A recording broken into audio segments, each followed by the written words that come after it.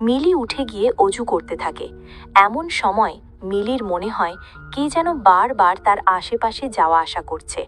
অজু থামিয়ে মিলি আশেপাশে তাকায়, কিন্তু তখন সেখানে কেউ ছিল না।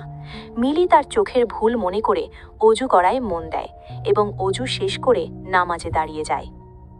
সে যখন রুকুতে যায় তখন আমরা তার পিছনে কালো পোশাক পরা একজন লোককে দাঁড়িয়ে থাকতে দেখতে পাই। তবে কিছুক্ষণ পর সেই লোকটাকে সেখানে আর দেখা যায় না।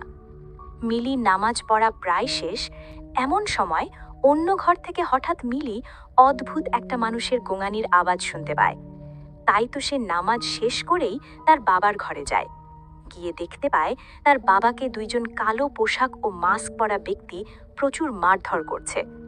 মিলি তার বাবাকে বাঁচাতে গেলে কালো পোশাক পরা একজন ব্যক্তি মিলিকে ছুরি দিয়ে আঘাত করে এবং সাথে সাথে মিলি মুখ থুবড়ে মাটিতে পড়ে যায়।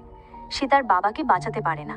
কালো পোশাক পরা লোক দুইজন মিলির চোখের সামনে তার বাবার মাথাটা দেহ থেকে আলাদা করে ফেলে।